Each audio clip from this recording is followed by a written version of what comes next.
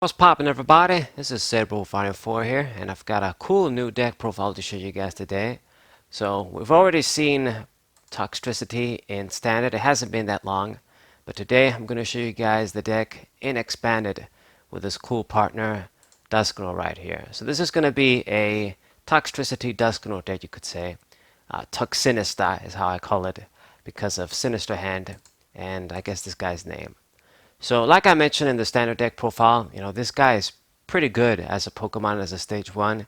He doesn't really have any faults you can really just point at. It's got decent HP for a stage 1, 130. The bottom stats are pretty typical, fighting weakness, double retreat. It's standard stuff. Poison Shout is an excellent spreading attack, does 20 to every one of your opponent's Pokemon, and the twist is that it also inflicts poison. So it sets it apart from other stage 1s that can do this sort of thing, spread 20 on everybody. And since it instantly spreads the poison, in addition to the damage it does through spread, obviously we can boost it with Seviper here in Expanded. We can boost it with Verbank City Gym right here too. And the damage will really add up. And as we're spreading all of this damage, then you can use this Dusknoir from Boundaries Crossed, and with Sinister Hand, manipulate the damage counters around, and then choose to kill the Pokemon you want to kill, and really mess with your opponent. So it's a really good tactic. If you don't want to use Dusknoir, you could use like one of the Tapu Leles with the counter energies and go that route. But I decided to go cool kid style, old school, and use Dusknoir. I sort of like this Pokemon too. And it is gonna the deck is gonna take more space trying to cater to this guy and use rare candies and stuff. But it's a lot more broken when you can use Sinister Hand ability and attack. So that's the route we're gonna go to. So the main Pokemon is going to be this guy. You just run 4 of him, and you run 4 of the Toxels. This one from Rebuild Clash is the best one in my opinion. Both of them have like 2 retreat, 7 HP. But this guy with Tight Jaw, he gives you that chance to paralyze the opponent, and it's some good stalling that come in handy. So this guy, for the Dusknoir line, I've got 2 Dusknoir here.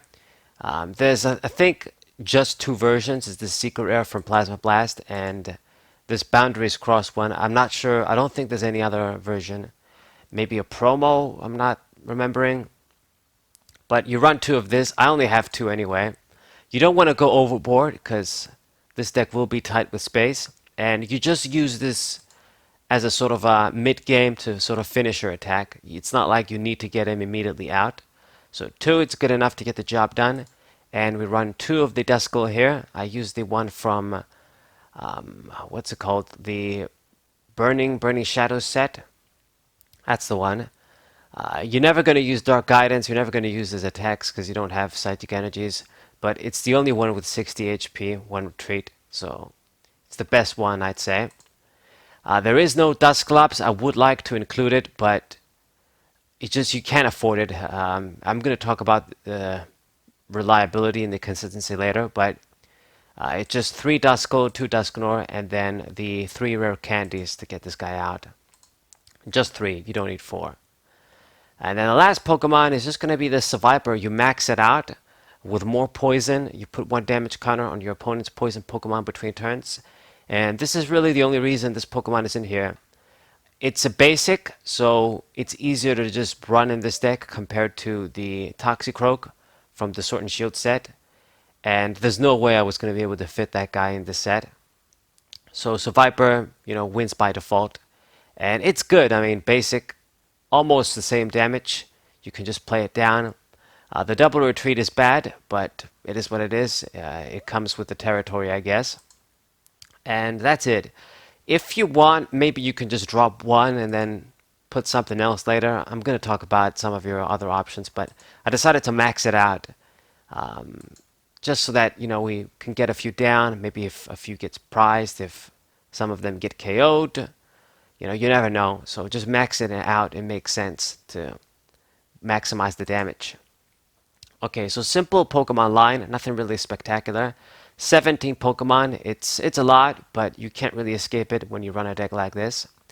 And now for the trainers.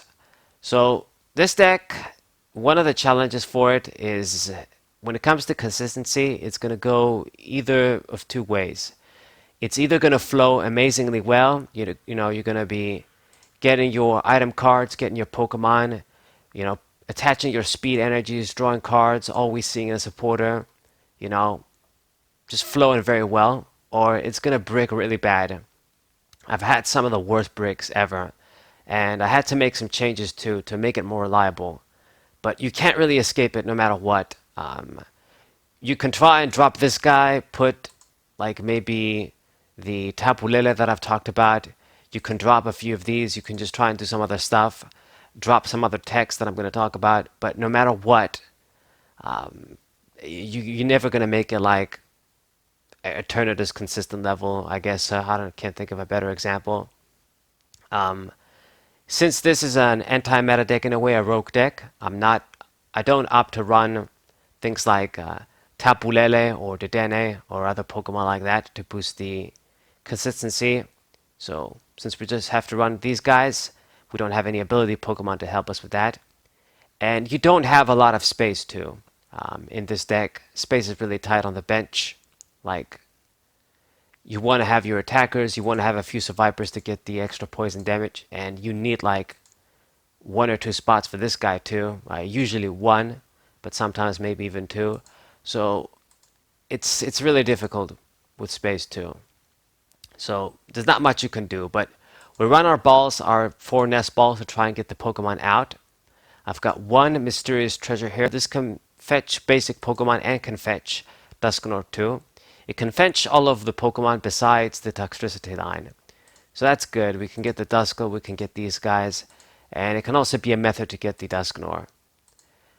2 Evolution in Sense as another way to get Dusknoir and get the Toxtricity too.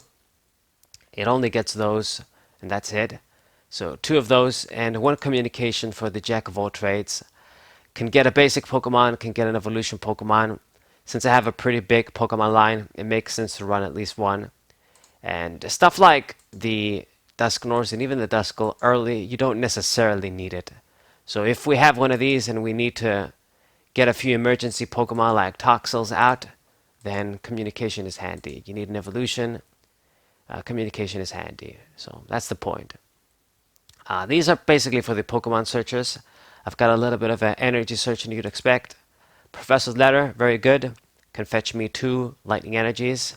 And it's very nice when you get a +1 effect like this. Then we can maybe discard 1 with something like this. Help with computer search. Help with some other discarding cards, I guess, if we have to dump something. I don't have a lot of discarding cards, but you guys get the idea. Thin the deck. Speaking of computer search, this is going to be the obvious A spec here.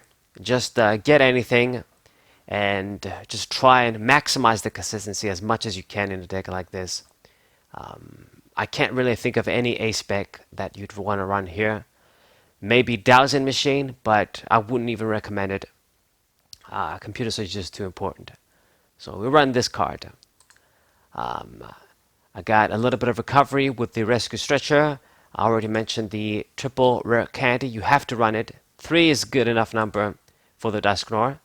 And maybe you discard like 1 or get rid of it with Juniper or something. So 3 is a good enough number to get the job done.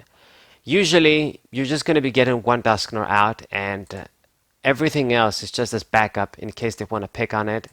You have the option for a second one, and that's where the 3 Duskulls come in too. You never know what might happen. So it's not a full sort of stage 2 line. It's missing pieces. Got double switch. So switching outlets are important in this deck because this guy, he can get stuck, and Seviper can get stuck too, and it's quite annoying. This guy isn't so bad if you have enough damage counters on the board and you can utilize it. Then you can use Sinister Hand even if you can't attack. So yeah, but you never want to be stuck, of course. You always want to be attacking with this guy if you can. It means more damage. So this is where the 2 switches come in.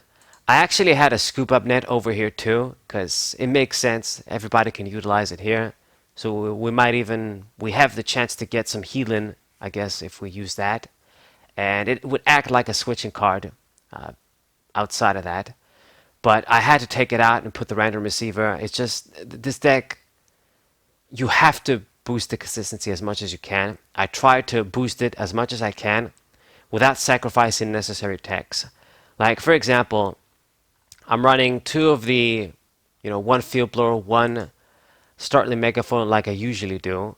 But to be honest, you can't really afford to run two. Like, I would drop megaphone and just have this for the tool removal card, and then maybe put something else in, like another N or just another draw card or something. But Garbodor is a problem too with Garbotoxin, so that's why I have both of these in. But it's quite tough because you can't really afford to run two of these decks over here. It's like space is too tight. I got the usual Trainer's Mail. This can help us fetch different trainers, help boost the consistency, of course, like I always say. And then one Via Seeker for the last item, I think. Just one, can't even afford to play two. Because if you draw this in the beginning before you play supporters, it's just dead. You can't afford it. So we just run one. And that's basically it. And I don't think I missed anything else when it comes to the items. Random receiver speaks for itself. Just help us get a supporter. And everything else is just necessary techs to help us out, like the switching outlets and some sort of tool removal, and the candy for Dusknoir, and then the rest is just stuff to help you draw and add your Pokemon into your hand. Alright, so the supporters, they're standard, but you'll see some notable, I guess, missing supporters. I've got the usual chorus you gotta have in expanded. Excellent card if we fill our bench quick. Cynthia is maxed out because it's great shuffle and draw. I have one N and one Juniper. Juniper, she's good, of course. This is excellent drawing, but this is the kind of deck where you don't want to discard the resources too much. You want to save most of the stuff. So that's why there's only a one. And then I favor stuff like Cynthia here. And then we run double, well, one of each. It's Skyla and Volkner. These are very similar cards. Skyla can get me any trainer, so she can even get the Stadium, Verbank City Gym in this case. And I mean, basically any stadium supporter, any item. So she's good. But this guy, he can get us like an item, like an incense to evolve our Pokemon, a nest ball, what have you, and get a lightning energy too. So since this is a lightning deck in a way, it makes sense to run one of him. Help me fetch some energies too, because you never know. If we don't have any, we can just grab one. Once again, it's just a +1 compared to Skyla. So yeah, and it's very important. A lot of the times you're gonna like maybe only have one of this guy, and you need to guarantee yourself another Toxel down. So this can help you get another one, and then this can help you get another one, and then you can use something like Cynthia on the next turn to just draw more cards. You don't want to be using Cynthia and shuffle in 5 cards in, shuffle in cards like these in, and then you draw them again. It's not good. But sometimes you will have to.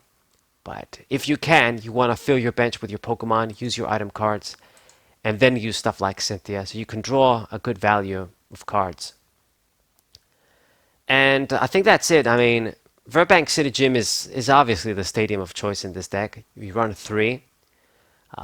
Chaotic Swell is going to be annoying, but we got to do what we got to do. I can't max it out. Can't afford it.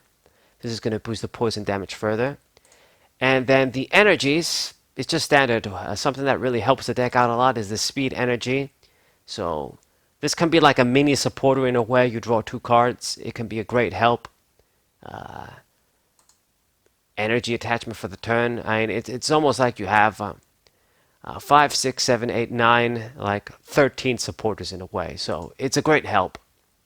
If it wasn't for this, I don't know if this deck would even be possible to work and expand it. And then the rest is just 6 lightning energies, the basic ones. 10 is my minimum.